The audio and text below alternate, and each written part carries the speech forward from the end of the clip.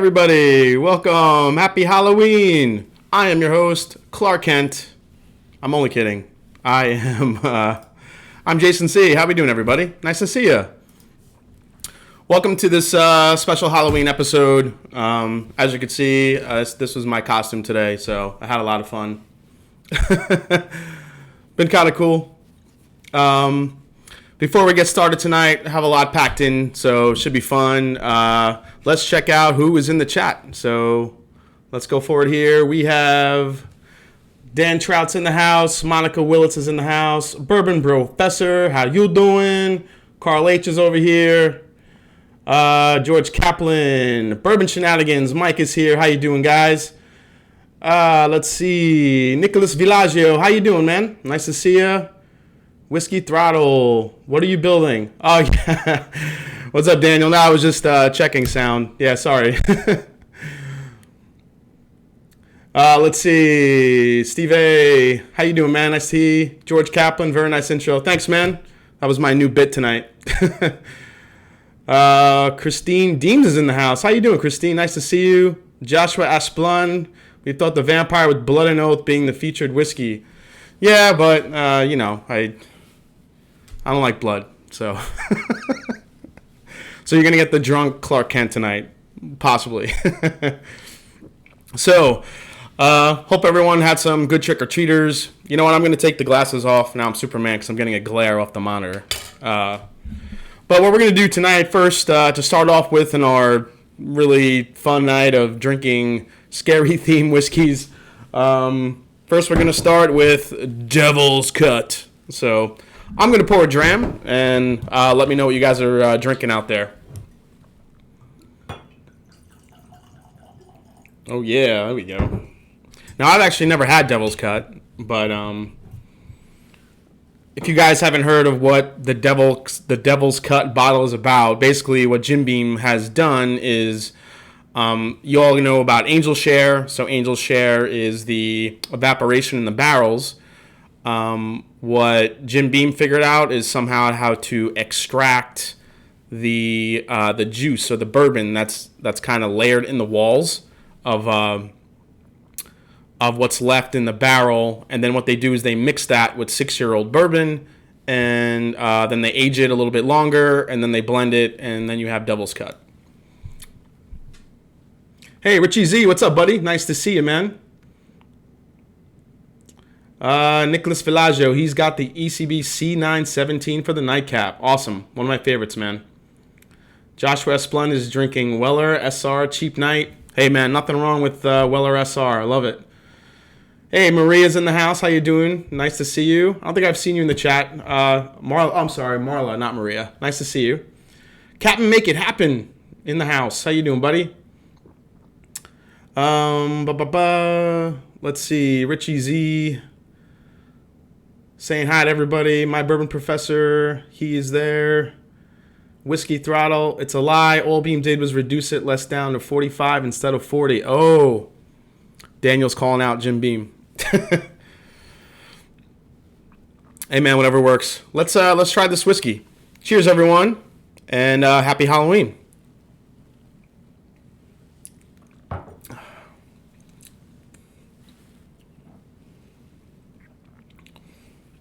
So Devil's Cut is 90% alcohol. It's got some nice wood and barrel spices in there, but there's not a lot of balance there at all. It's just kind of meh. But I'm sure you guys know that. Let's see what else we got going on here. The Dan Trout, he's drinking Four Roses 1/30th. Nice. Devil's Cut ain't too bad for $20. Jason Coates is drinking Diamond Peak. Oh, Stranahan's. That's good stuff. Yeah, it's not terrible. I'm trying to see if I could pick out any.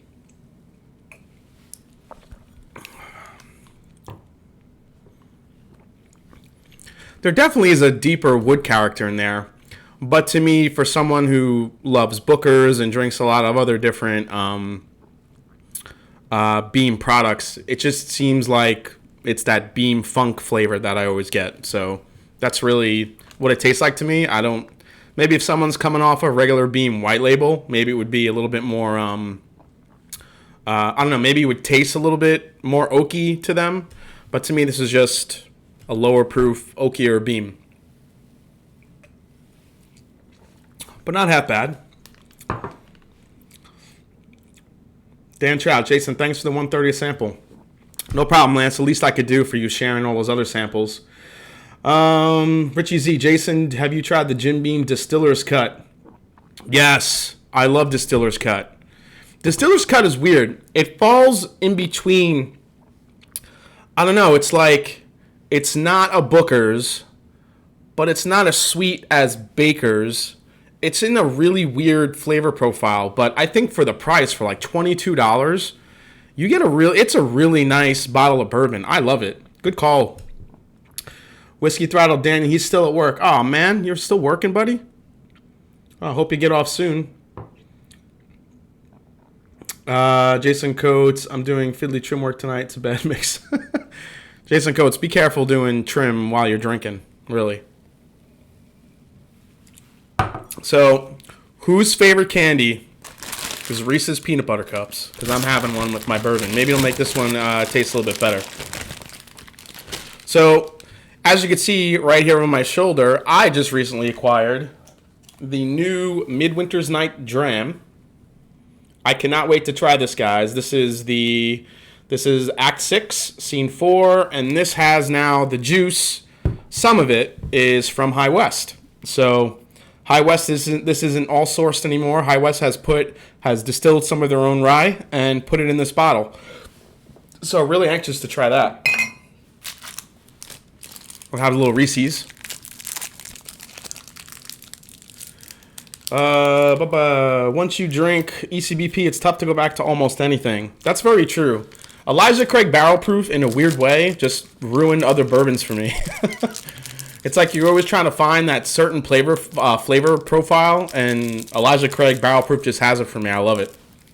So good. Here's the Halloween. Peanut butter cup.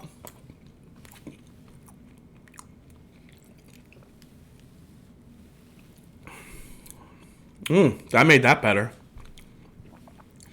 It just went from oaky to almondy. I always feel like, anyone ever get, when they have something sweet with bourbon, all of a sudden it just becomes like almond butter? It's really good. Hey, Jared Oz is in the house. How you doing, man? Happy Halloween. Isn't bourbon hunting season so fun? I think I need camo and a tree stand. Very true, Monica. You do. Yeah, Reese's for life. Right on, Captain. Make it happen. George is drinking the Oban 14. Bourbon Professor, is that a bottle of Elmer T. Lee? Yes, it is. I recently got lucky and got that. Jason Coates, that was slightly ambiguous. Reese's is probably one of my fave candies. Are you going to make a sandwich next? I might. Dark chocolate Reese's is one of my favorite all-time favorites. Oh, Steve A, yeah, very true. I actually have, I don't know if you guys have tried this yet. Where'd they go? Oh. Dark chocolate Kit Kats. Amazing. Amazing. It's awesome. If you guys haven't had that yet, it's awesome. So, now, as I normally like to do, I have some news to go over. So,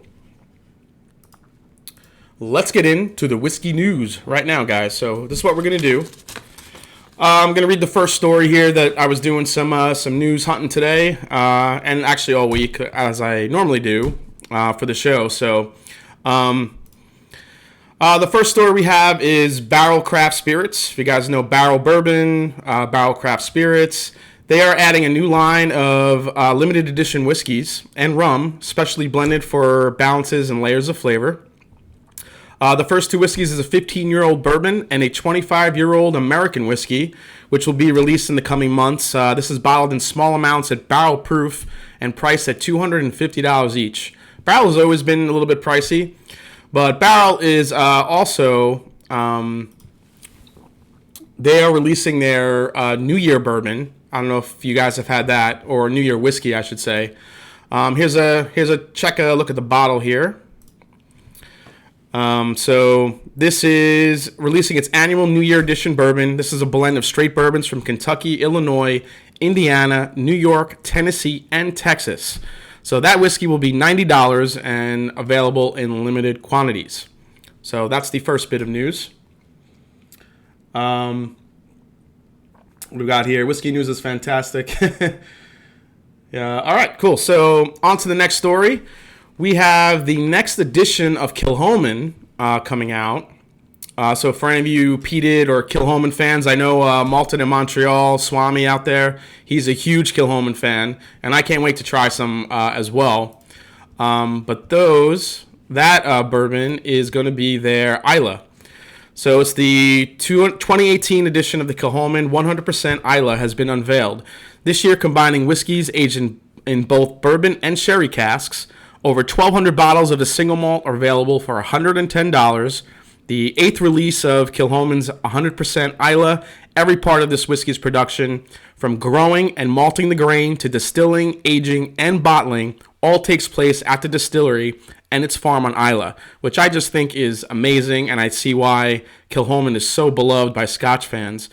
The malt was peated at 20 ppm, and as I mentioned, the whiskey aged in a combination of ex-bourbon and sherry casks. So, I haven't tried Kilchoman yet, but I know in a couple weeks I'm going to be doing a live with Malton Montreal with Swami, so I'm hoping to grab a bottle and try some. Just unfortunately, there's not a lot of great Kilchoman available in Ohio, but I think there's a couple. So we're gonna try some. All right, next story, guys. Let's go to. I always have trouble pronouncing this one. This is another Scotch. This is Craigellachie. Sorry if I'm butchering that. But the next story I have here is about Craigellachie wants you to try its 51-year-old whiskey for free, which is kind of amazing. So the Speyside producer announced this week that its 51-year-old Scotch will travel around the world along with a tiny bar experience called Bar 51.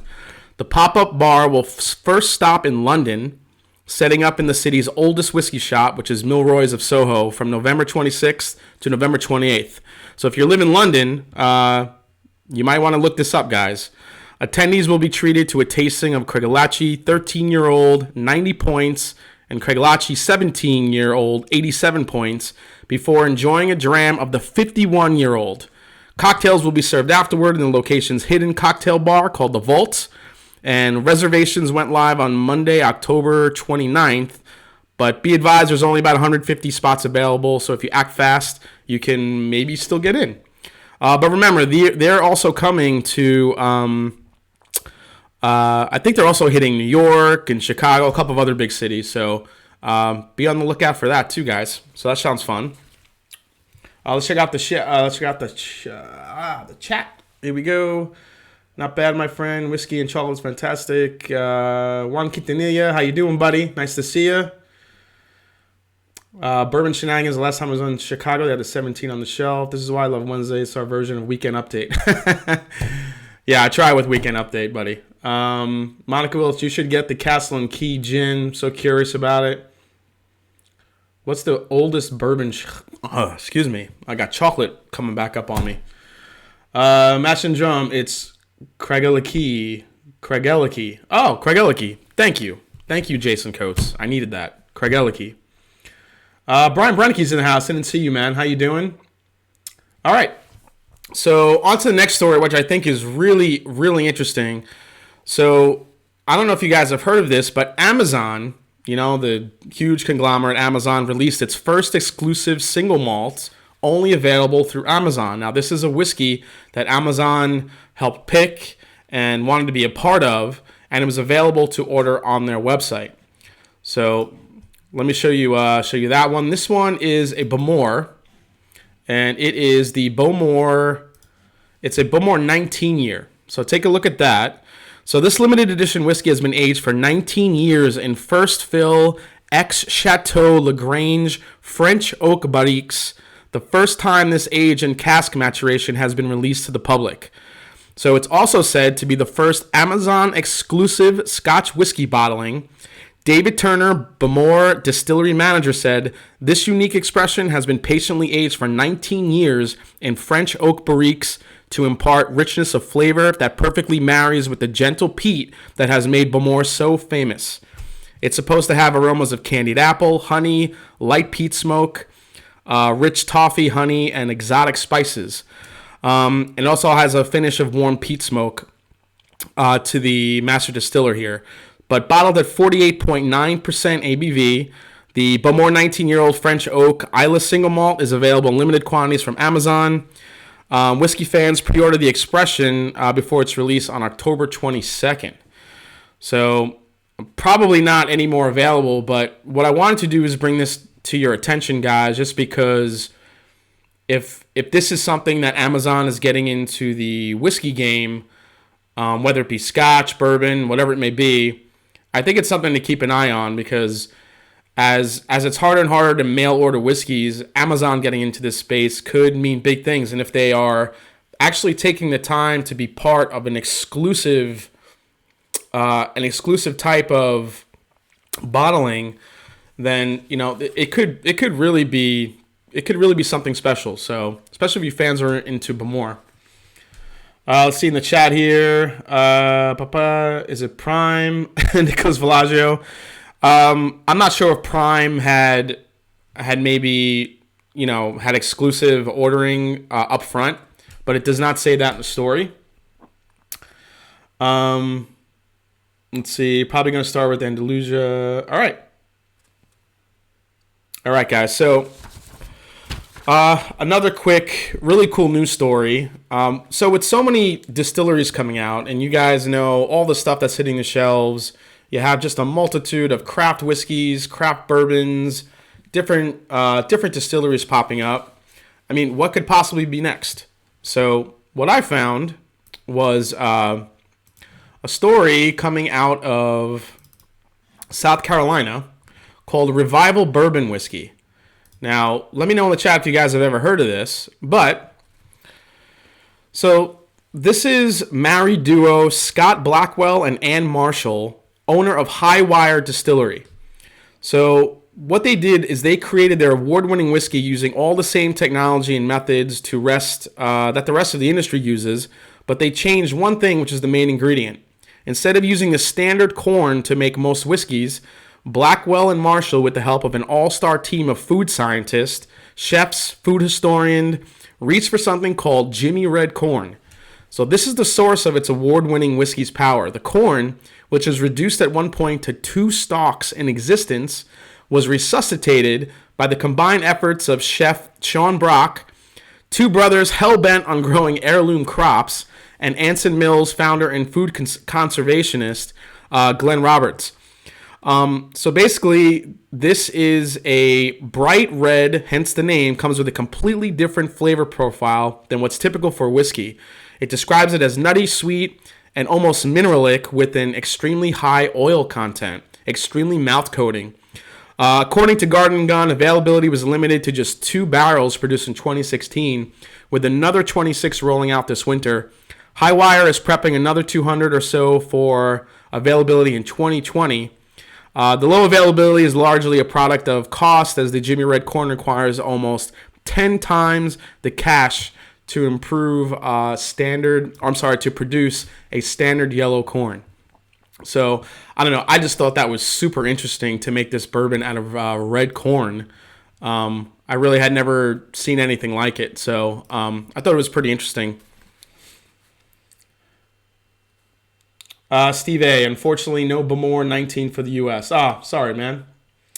Brian Brennicky. Wow, that's awesome. Yeah, if you're talking about the red corn, I couldn't believe it when I first read it. It's awesome. Monica Welch, it does not sound sweet. Yeah, I'm not sure if it sounds sweet or not. I don't know if it would be sweet. It says it's very mouth coating, but that mineralic,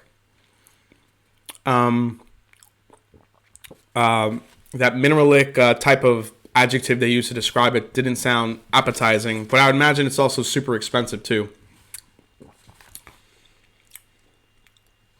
Matt Bailey, is that like Jimmy Crack Corn? It might be. Jimmy Crack going and I don't care. All right. Before I go down to my last story of the night, I'm going to pour my next bourbon tonight, which is Boone County. We're doing some Boone County, folks. Why? Because on the side of the bottle, it says it's made by ghosts. And if any of you guys have had Boone County before, there's actually a cool story about it. And I don't know if a lot of people noticed this, but if you see in the logo here, if you see the logo, the 8, the Boone, the O in the Boone and the O in County is connected by an 8. It sometimes could be lost if you're not looking for it. And what the 8 signifies is basically the original founders of Boone County Distillery and what they did to create this distilling company. So that's kind of the homage to the founders that created the whiskey. And the made by ghost is kind of them just, kind of holding up a candle to those first 8 that helped create it or get the distillery started. So basically it goes like this a little bit. In 1833, in Kentucky's Boone County, a region proud limestone hills that gradually fell to their knees at the banks of the Ohio River, a man named William Snyder made a decision that would impact the region 182 years later. So what he did, so Snyder turned this type of whiskey into a business, and he recruited guys by the name of Colonel William Appleton, J.C. Jenkins, James Gaff, Julius Freiberg, Levi Workham. All these guys and this first beginning 8 helped come together to make this bourbon. And that is why the 8 is kind of labeled here and a big part of the whiskey, and also why it's considered made by ghosts, because all that history they feels in the bottle. So I'm going to pour a little bit of the Boone County.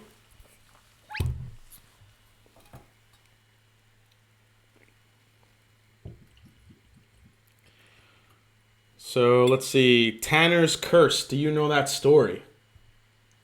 Let's see. I think Matt Bailey has a ghost story for us all.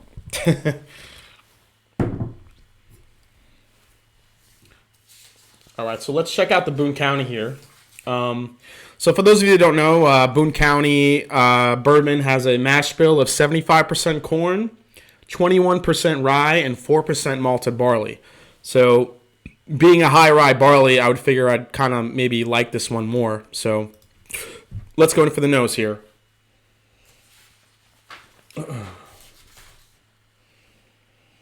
Wow, this is all caramel, brown sugar. Has a nice nose. You could definitely taste that high rye spice in here. Not taste it, but you could definitely smell it.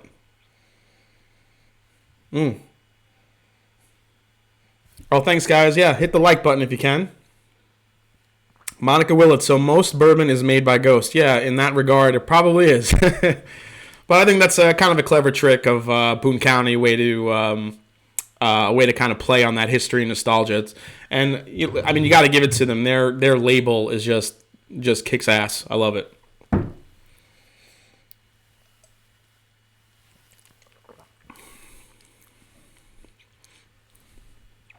Oh, that's really nice. Ooh. Wow, this is all creme brulee up front. Caramel creme brulee. Super vanilla, but it's really mouth-coating vanilla custard type flavors. And then right on the end, I'm getting a rye note and then a pop of a really nice cherry flavor. It's really good. Yeah, I've never had Boone County, so this is kind of nice.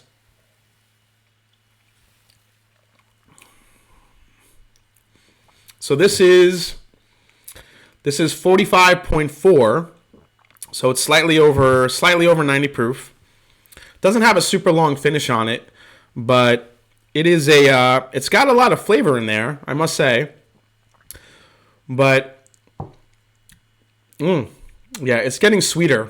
But that high rye mash bill on it, I think, really gives it a nice flavor profile. Hey, Bourbon Blind's in the house. How you doing, Kyle? Nice to see you, man. Thanks for stopping by. Appreciate it.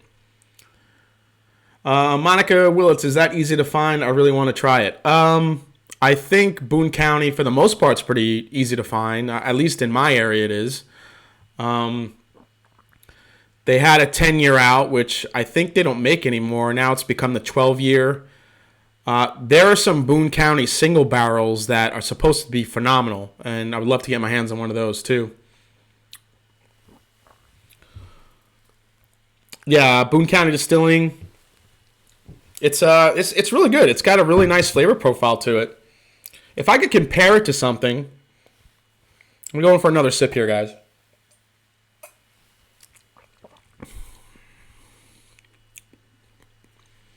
I mean, being a high rye bourbon, I don't know. I wouldn't say it's definitely not Wild Turkey. I think Turkey has more of a cinnamon cherry bomb to it, more oak. This one I'm not getting a ton of oak. I'm getting more sweetness on this. But there is a nice little spice kick on the end, which is really nice. Trying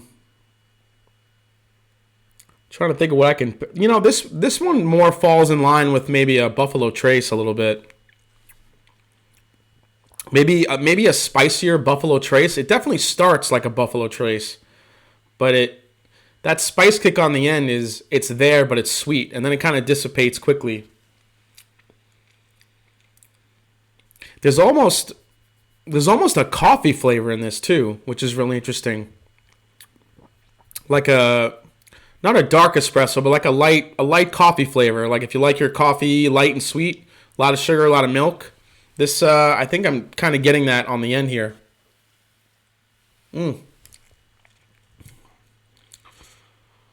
Let's see, Monica, where is it from? So, Boone County is made in Lawrenceburg, Indiana.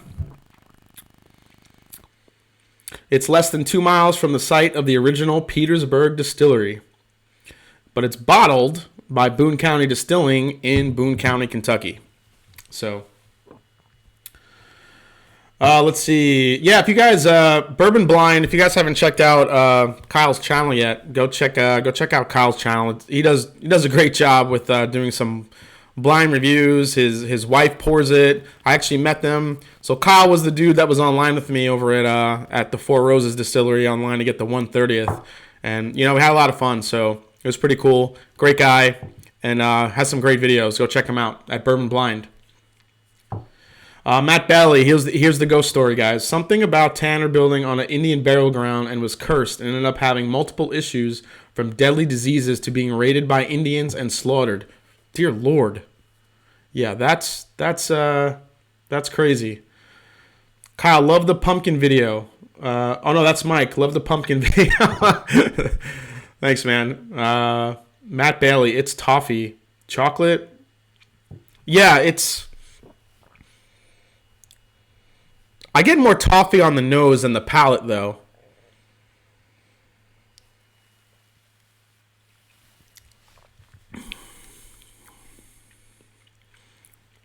Yeah, there is some toffee there up front. Man, but that the finish on it is actually what's getting me. It's got a really nice, finish on it. I mean, it's not long, but there's a lot of flavor that comes off there. You get this nice caramel cherry spice rye kick right on the end, and then it kind of fades into this light coffee, this really nice light coffee flavor. It's really good, really good.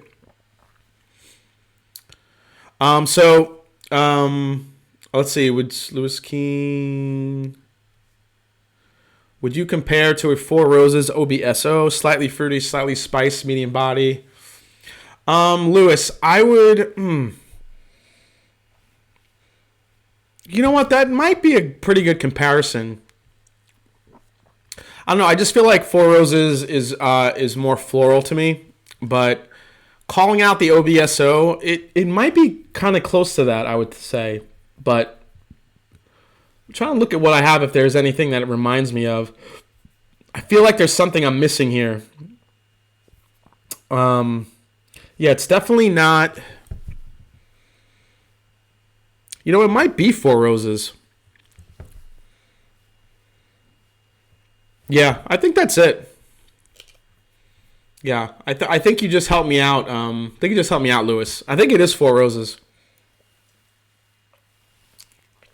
Although the finish on it is more like an OBSK with a nice spice kick on it.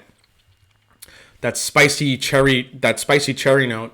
But that coffee flavor on the end is very unique. I wonder if that's something that's imparted whenever they're aging it in or something else. But I'm really enjoying it. It's good stuff. What do we got here? We got 34 in the chat. Awesome. Tanner's Curse is Boone County White Dog. Oh, that's right, Matt. I have seen that. Yep. All right. So last week, somebody had asked if I had known or found anything about Booker's 30th anniversary bottle from Jim Beam.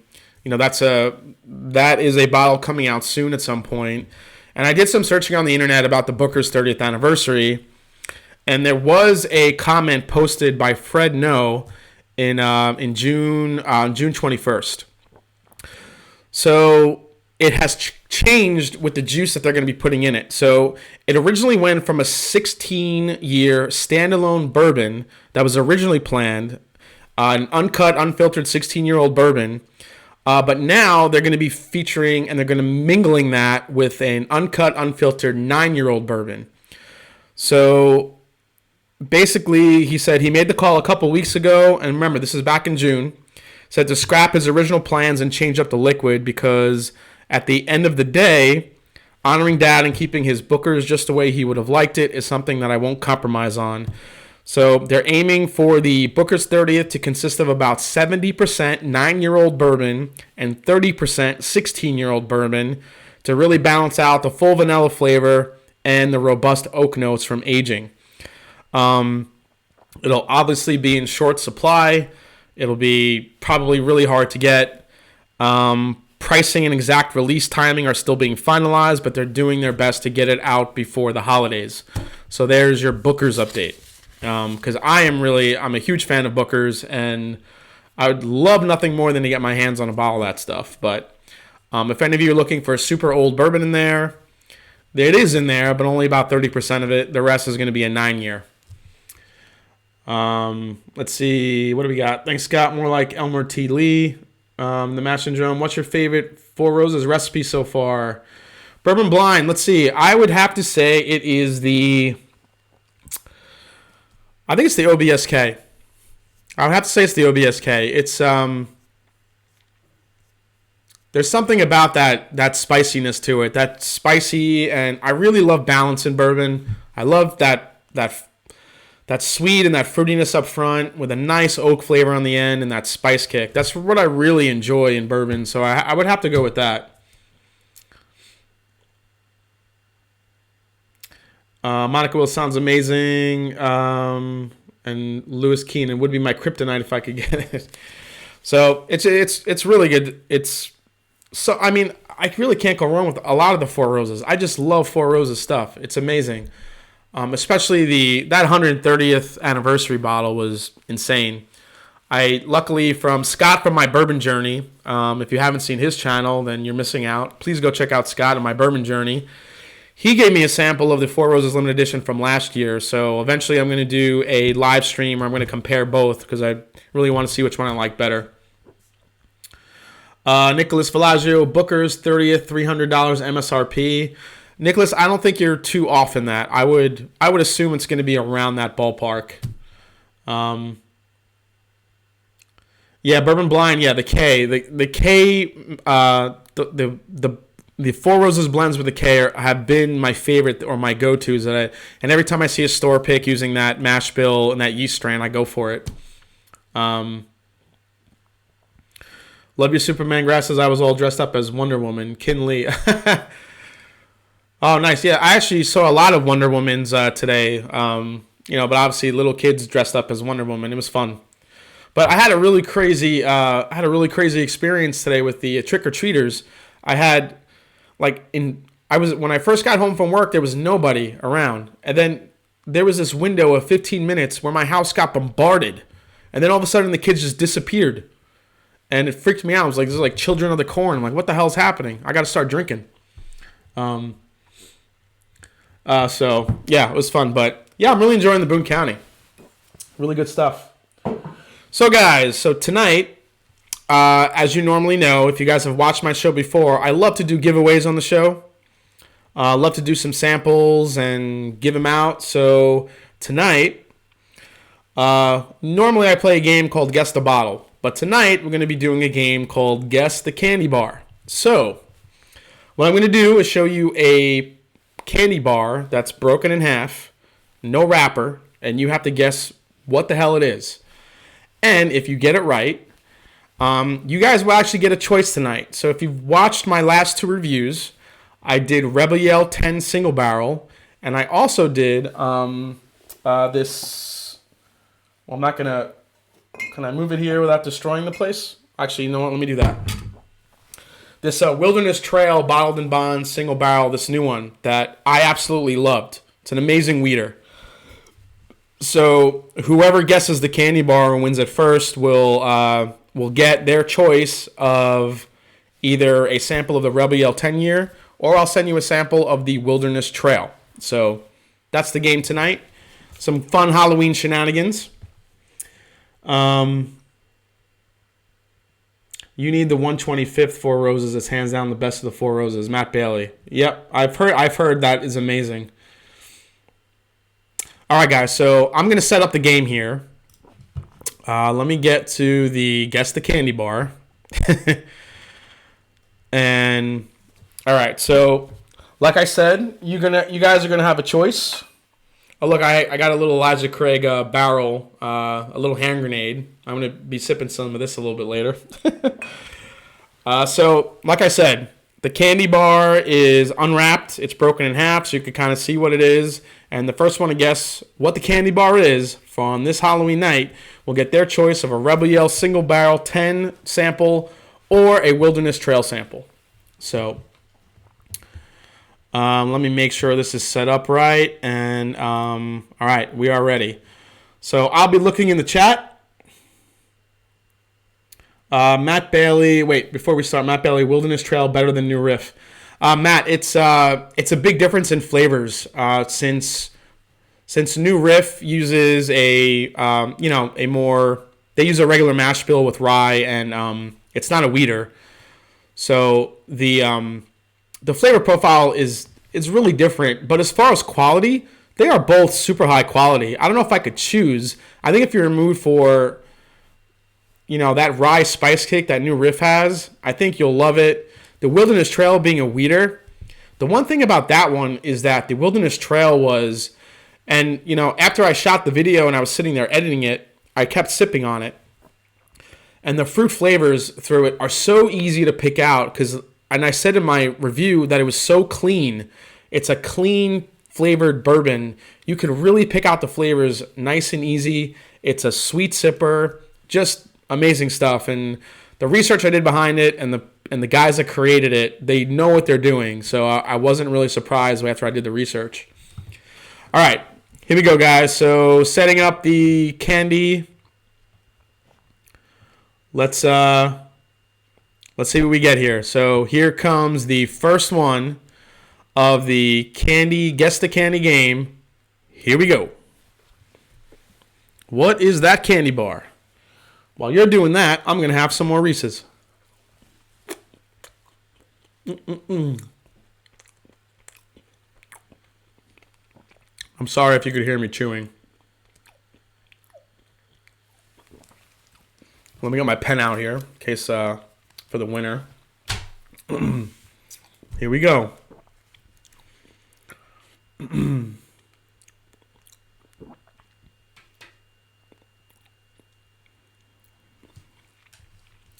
Waiting. Oh, you guys got it, Baby Ruth. Who was first, though? A lot of Baby Ruths. Cap and make it happen. Cap and make it happen. You got it, buddy. Baby Ruth. Nice job. One of my favorite scenes in Goonies, of course, with Chunk and Sloth. Baby Ruth, Baby Ruth. Come on, that's classic. Now I'm getting some funny, let's see, O. Henry, Mars Bar, Nut Roll. Now it's Baby Ruth.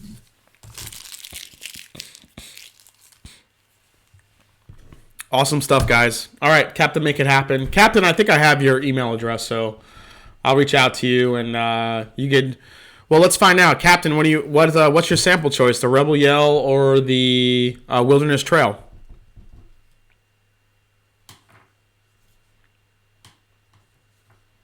Awesome. All right. So before we do our second giveaway, because I'm going to give away 2 samples tonight. Let's get into Blood and Oath. Yes, Blood and Oath. In the scary, crazy box. But this is Pact 4, which is this year's release. So we're going to open this up tonight. And there it is. Nice. I've never had Blood and Oath before. I hear great things about it. I want to give a shout out to my friend Susan, who is one of the frequent members of the bourbon hunting club here in where I live. We always are at Kroger hanging out on Tuesday mornings trying to get the first bottles. And she said that she loved this stuff, and I really wanted to try it, especially have it for the live stream. So we're going to test it tonight. Let's see. Captain, make it happen. He wants the Wilderness Trail all day. All right, you got it, buddy. All right, so Blood and Oath, Pact 4. So what we're going to do, guys, is I'm going to kind of do a full review of this. But just some background on Blood and Oath Pact 4, in case you guys don't know what the juice that's in it. So this was released in March 2018, this year. This is the 4th installment, as I mentioned. This is a blend of Kentucky straight bourbons. One is aged 12 years, another is aged 10 years, and the third is aged for 9. The 9-year-old bourbon is finished in toasted bourbon barrels. It's a limited edition release. There was 12,000 of these cases that were released. There was also some 3-packs created too. And it's bottled at 98.6 proof. So it's got a nice proof point. So again, thank you, Susan, if you're in the chat or you're listening. Oh, nice pop. All right, so let's pour a little bit of the Blood and Oath.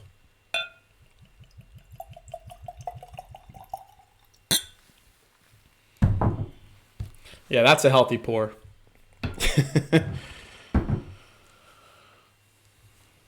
Let's see here. Best candy, sugar daddy. We got some candy battles going on in the chat here. Now and later, best candy, sugar daddy, my next favorite. Wow, you like the stuff that sticks to your teeth, Kinley. I could see that. Hey, Lockus is here. How you doing, buddy? Thanks for coming in. Hello, all. Sorry I'm late. I just got home. It's all good, man. It's all good. Captain, make it happen. You're getting some Royal Texas sample treatment. Thanks, man. I actually want to give a shout out to George Kaplan. He sent me a bunch of samples of Bowmore. Not Bowmore. He sent me Octomore. So as I mentioned, I was really getting into the peated scotches, and Octomore is nowhere to be found here in Ohio. So he was kind enough to send me some, I think 3 different Octomores. So I'm going to be taste testing those, and I could smell those things when I opened the box. It was amazing. So thank you very much, George. I appreciate it. Also, Scott from My Bourbon Journey just sent me a bunch of samples, including Mic Drop, 4 Roses, as I mentioned earlier, the last year's limited edition, Austonian whiskey, a couple of his reviews that he did. Amazing stuff, so can't wait to get into that too. Bourbon Blind, it's all about Butterfinger, Reese's, and Payday. Bourbon Blind, yeah, I could get on that Reese's. I'm sorry, not the Reese's. Well, the Reese's is my favorite, but that Butterfinger, I'll get on that train with you, buddy. Yes. The Blood Oath is pretty dark. How many years in the barrel? So Moe's Chun, like I mentioned, one is aged. It's a blend. This is a blend of 3 different bourbons. One is 12 years, another is 10, and the third is 9. But the 9-year-old is finished in toasted bourbon barrels. So it's got an extra layer of toasting on there. So I'll give you guys a kind of a look up of the color here. So it is pretty dark. It's got a really nice color. This is dark maple syrup type color, a dark honey. It's got a really nice viscosity. It's really coating the glass well. It's a good looking, at least in the bourbon, at least in the glass, it's a good looking bourbon.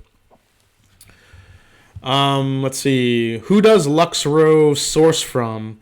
Matt Bailey. Lux Row supposedly mostly sources from Heaven Hill. That's the number one.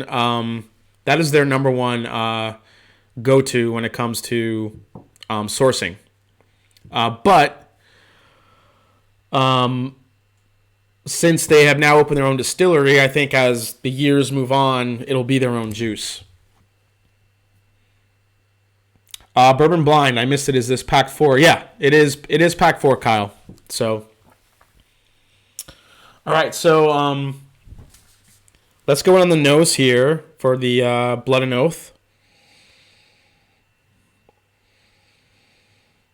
I mean, it's classic bourbon notes up front. Vanilla, oak, really nice. Ooh, now it's opening up a little bit here. Now I'm getting, and a note that I love on getting bourbon is pecans. That really nice pecan flavor. There is a nice fruit note to it. I think it's, I don't know, for some reason I can never in my brain make the distinction between apple or pear. So whenever I smell that specific smell, I always say, oh, it's apples or pears. So that's what I'm getting on this too. It's a really nice fruit note. But it's more of like the peel. It's very pronounced.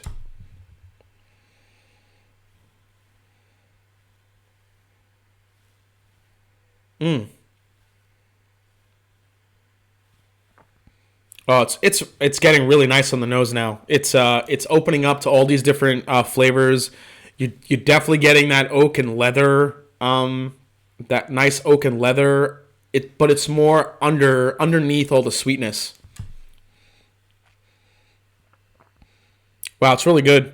Really nice on the nose. All right, guys. Cheers. Happy Halloween. Let's go in.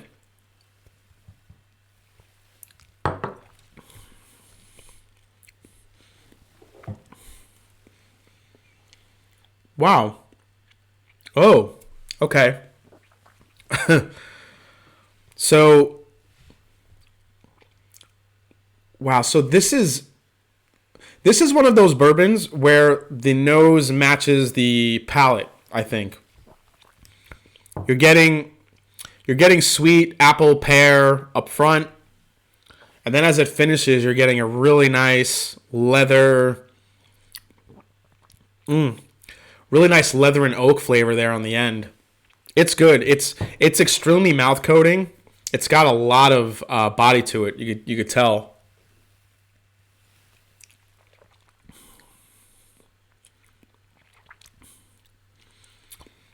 Wow. Yeah, this is a really nice complex bourbon. It's the sweetness up front is going from corn to that apple and pear flavor. Then it's really kind of once it kind of coats your mouth, then you're getting a lot of those quintessential bourbon flavors of the caramel.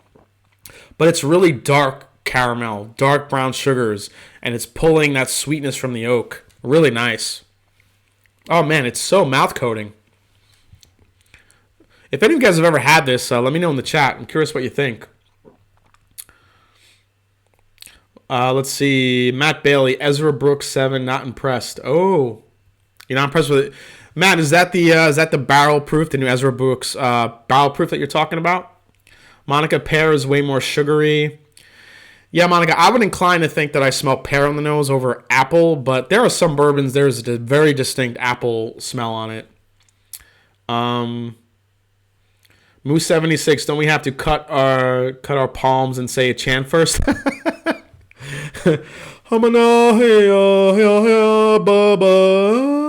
Bourbon. Sorry, that was weird. Let me go here.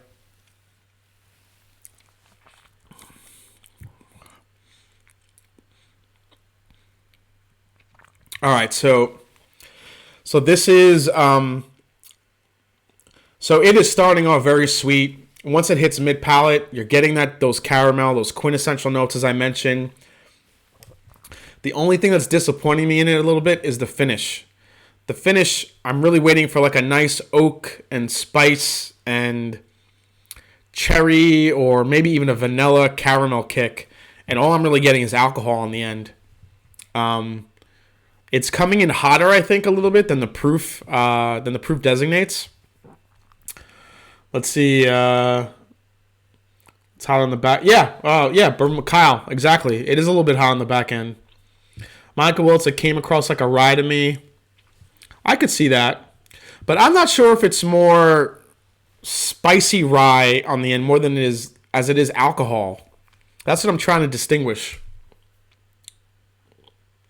The Whiskey Scout. Sometimes I just refer to it as fruity when I cannot distinguish the flavor. Yeah, I can see that. Nicholas Villaggio. I missed it. What's the proof? The proof on this is 98.6. That's what we got, Nicholas.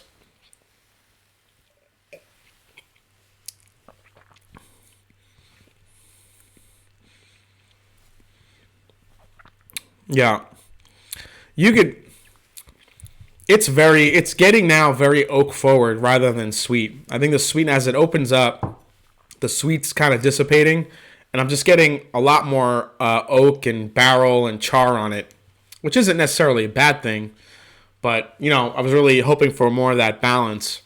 And yeah, it is finishing a little bit hotter than I would think. But definitely overall, it's a really good bourbon. I don't know if I'd pay $100 for it. And like we said before, Elijah Craig Barrel Proof kind of ruined bourbon for me because I can get that for $50 and drink that all day. But if you're really into really oak forward bourbons, oak, tobacco, leather, maybe a little bit more alcohol forward than sweetness, then Blood and Oath would probably be for you. It's good stuff. Matt Bailey, is this worth the money? I don't know, Matt. It's I don't know, for $100, I'd pay $100 for it. It's very good, but I don't know. I just think and that's the problem with bourbon now. It's not a problem. It's more of I'd look at it as an opportunity. It's an opportunity to, really pick and choose not only what you want to spend your money on, but, what your flavor profiles are. You have definitely bourbons that offer spicy notes. You have bourbons that offer sweeter notes. You have bourbons that offer even sometimes sour notes. So, or fruity, or whatever it is you like. There's a bourbon out there for you, and that's the difficulty. I think if you're really into a certain type of flavor profile, it might be worth spending $100 on a bourbon. But for me, I don't know. For me, I just always tend to go back to what I kind of enjoy most. And I really love tasting new bourbons and reviewing them and finding different flavors. And, you just kind of know in your head when something hits you how good it is. That's what I feel about the Wilderness Trail. That one just hit me and really impressed me a lot. So, but there's not a lot of bourbons like that I find that I try that are brand new that really hit me like that. So I think with so many out there, it could be tough.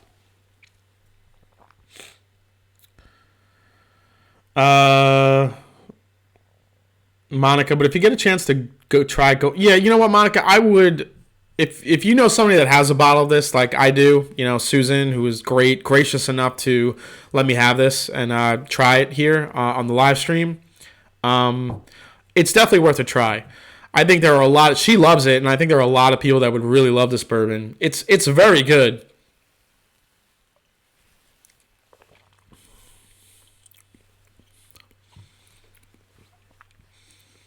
I just think that there's just not enough balance in there for me.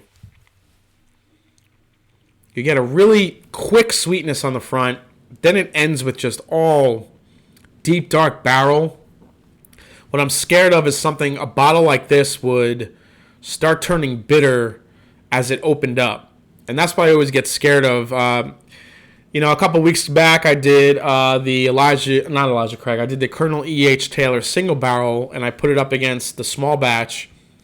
And the single barrel scare me because the E.H. Taylor single barrel, that spends 11 years and 7 months in a barrel. And sometimes you get a really funky bottle that has a really bitter taste to it. Thankfully, this year's, which I sipped on and then I've been going back to, has been awesome.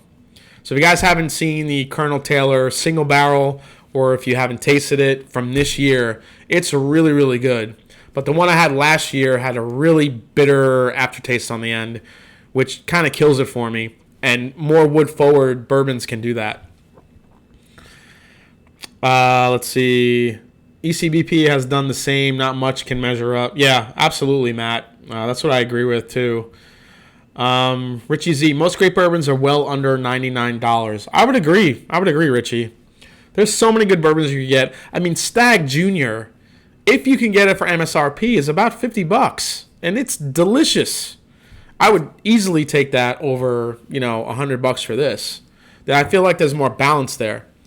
Even though I do think that the Stag Juniors have gotten sweeter over the last few years. If you feel the same way, say it in the chat because I'm curious what you guys think.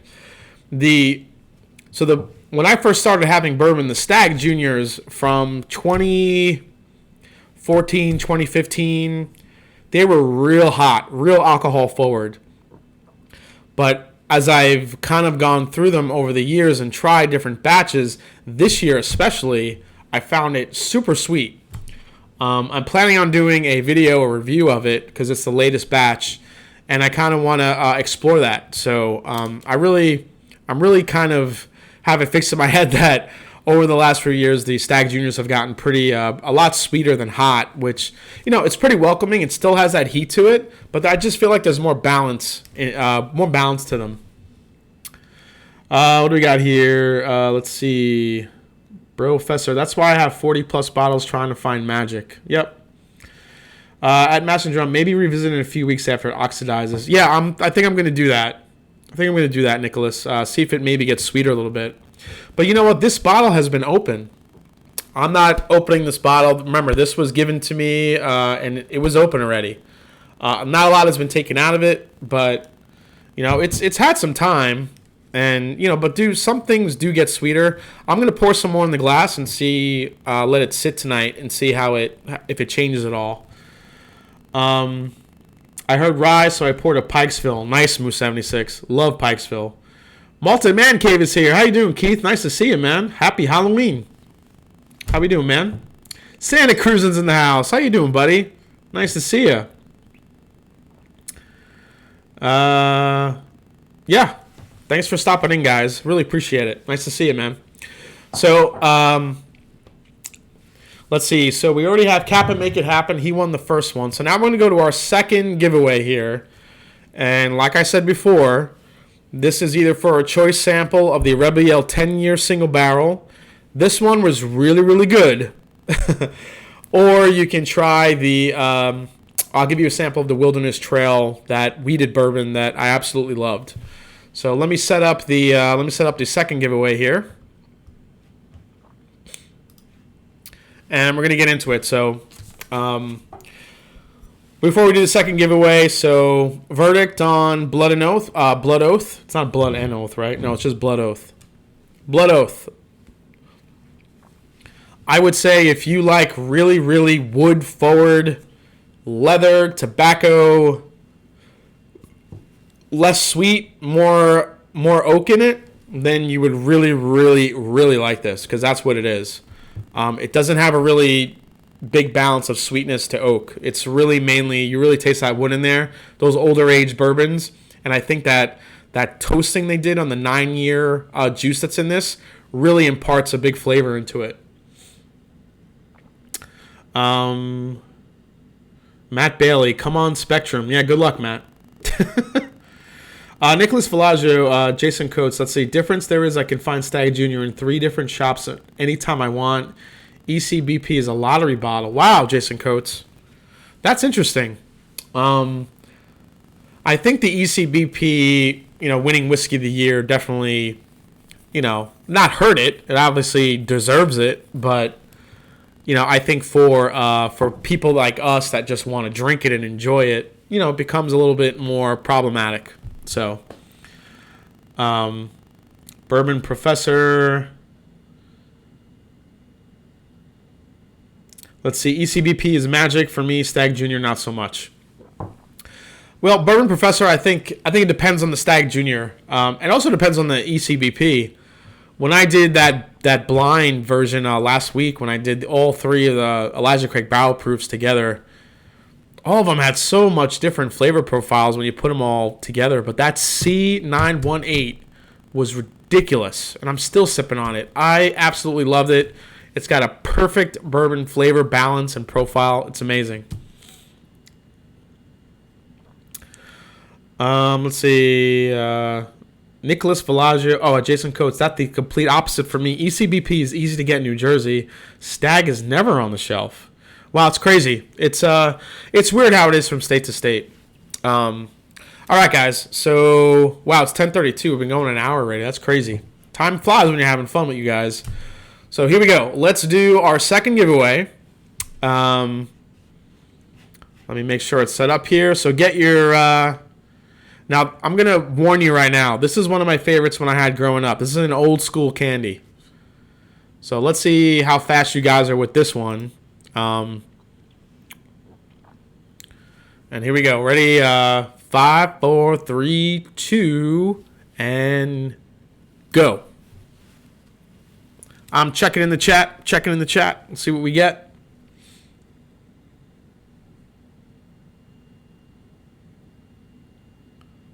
Hey, Rob's in the house. How you doing, Rob? Thanks for coming, man. Appreciate it. Thanks for stopping by. We're doing Guess the Candy right now. Who's gonna guess what that candy is? It's an open bar of... What is it? Let's see. Nobody's got it so far.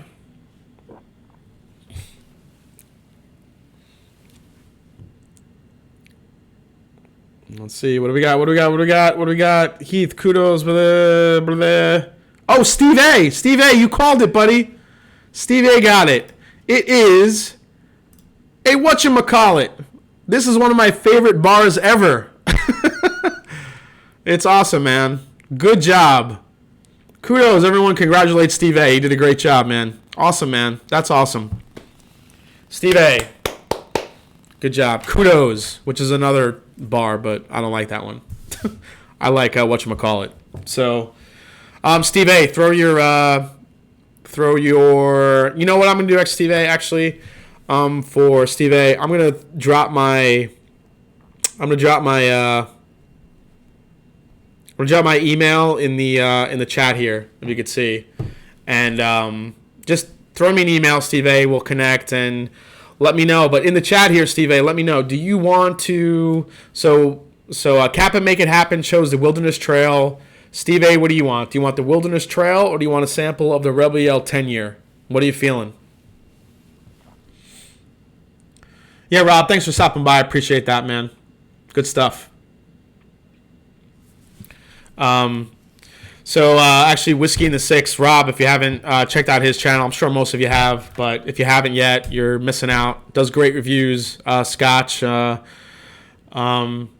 I was mentioning to them earlier that I got a bunch of samples of Octomore that I'm going to be on Swami's channel, I think in a couple weeks, and I'm gonna open up some Octomore and try that for my journey into the peated whiskey since I'm loving it so much. It'll be awesome. Steve A., he is going the Wilderness Trail as well. Nice. Good choice, man. It's really good. Really good stuff. So I'm finishing this Blood Oath Bourbon here. What we're sipping on.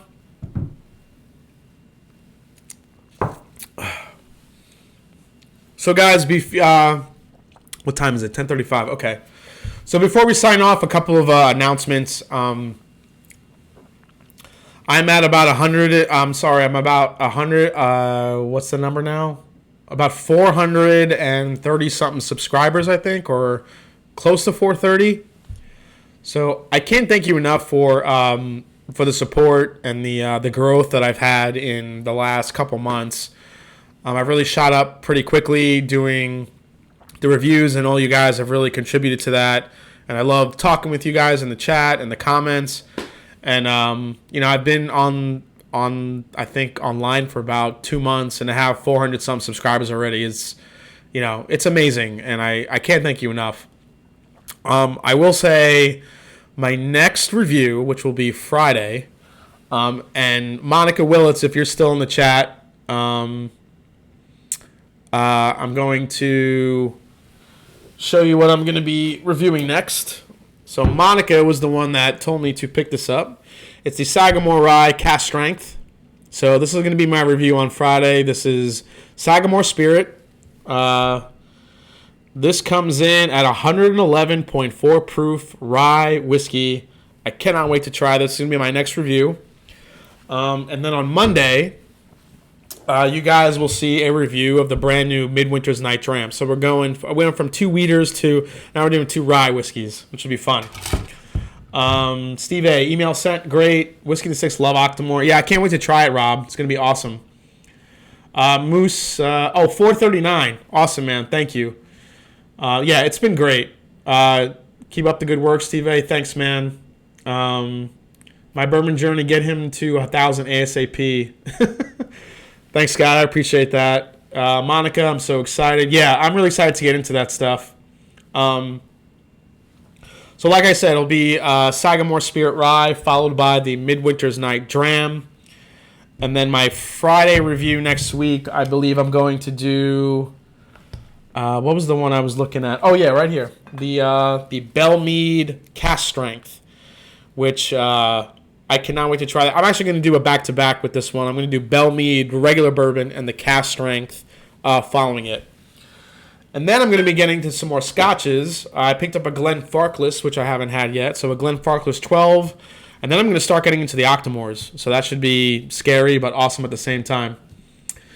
What do we got here? Tammy Brennick, I'm excited to hear that one. Cool. Awesome. Thanks for stopping in. Doug Kristoff, glad to support you. You're doing a great job. Thank you, Doug. I really appreciate the kind words. Eric Waits in the house. I like your set. Thanks for stopping by. Eric had a really cool show tonight earlier. Let's see. You have a great channel, Jay. Love watching the reviews, and the live chat is a blast. Awesome. Rob, all the beauties in here tonight. You've already made it, Jason. Thanks, man. Yeah. Everyone in the chat here, this is why I wanted to start a channel, not only my love of whiskey, but just to see how great the community is. I will announce that next week I will not be doing my regular live stream on Wednesday night because I will be in Nashville for work on a work trip. So I can't do that. But the following Wednesday, we have a really cool show lined up. So if you guys caught the blind whiskey, the blind bourbon episode that we did, Dan Trout and Scott from My Bourbon Journey, Dan's going to be providing some more samples for us to blindly try, and we're going to go through them and try to pick out our flavors, see what they want. So that'll be coming not next Wednesday, but the Wednesday after. Even though we won't do a live stream, I will still have my reviews for you guys to check out that week. Kind of bummed because I love doing this, but the live streams are so much fun. But I won't be able to do it from Nashville next week, unfortunately. But I will do some bourbon hunting while I'm out there. So before we sign off, guys, what I'm going to do is pour a little bit. Actually, what I'm going to do is I'm going to pour some of this Elijah Craig Hand Grenade, 125 proof. And what we're going to do is pour this, and I'm going to take a sip of this as we sign off. And like I said, I really appreciate it, guys. Let's see. Yeah, Monica, definitely bourbon hunting there. Yeah. Lewis Keene, you can hit Belle Meade while in Nashville. Yeah, Lewis, I am totally going to try to do Belle Meade while in Nashville. I want to try all their expressions. But that cask strength is one of the ones I had in Kentucky, and I fell in love with that stuff. Was so good. So I want to do a full review of it. I'll really take some time with it, let it open up, and give you guys a thorough review of it. But I'm also really looking forward to getting into this, the Midwinter's Night Dram, which I've mentioned my mom a couple times, which is she helps me bourbon hunt in New York. So she found this for me, and a buddy of mine that was coming this way dropped it off. So it's just been I can't wait to try this. So before we sign off, I want to tell you guys a scary story, being Halloween and everything. Want to hear your thoughts on EC 125? Oh, I will.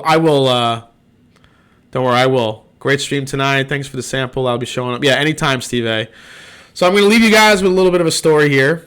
First, let me try the 125 here, the Elijah Craig Grenade.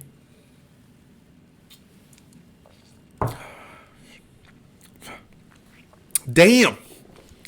Yeah, that's hot. But in a good way. Really classic Elijah Craig flavors. You could taste the Elijah Craig in there, but it has a really high alcohol kick to it. But it's damn good.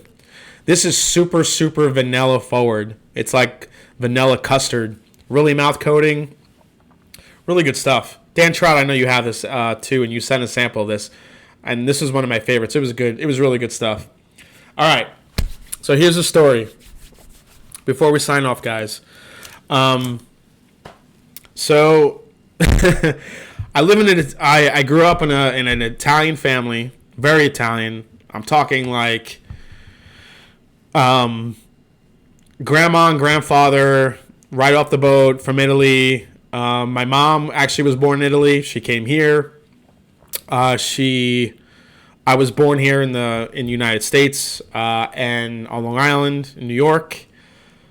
And growing up, so I grew up. My mom was a single mom, so I spent a lot of time with my grandparents, as a lot of single, or I should say, kids that have single parents do. So what I did is being at my grandparents all the time, I learned, I love to cook, so I learned all about cooking from my grandma and all this stuff.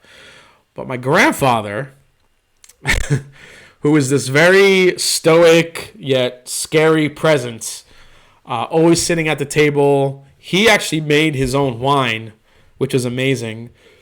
It was almost like a second Christmas for us. The wine truck would come, it would back up, we would take out the grapes, and we would literally make wine in a cold day in September in New York. And it was almost like a first Christmas before the regular Christmas came. So, yeah, Whiskey in the Six. No. Exactly. There was some funny stuff that happened. My friends would come over after school, and my grandmother and my grandfather, and they're cranking out like fresh sausages in the middle of the freaking kitchen. They're like, "What the hell is going on in this house?" And I'm like, "What do you mean? Your family doesn't make fresh sausages at night just for shits and giggles?" Other time they came over, there was fresh pasta hanging all over the house. It was an amazing environment to grow up in. It was great. But my grandfather, what he did one time, so my grandfather loved to eat rabbit. So rabbit was one of his favorite things to eat. So being, a wee little guy for me, he would raise the rabbits in the backyard. And I didn't know any better. I didn't know he was eating the things. So I fell in love with this little tiny rabbit. He was like a really nice brown brindle color, and I named him Rocky because he had a little black eye. So he was, Rocky Marciano. He was my rabbit. He was my guy.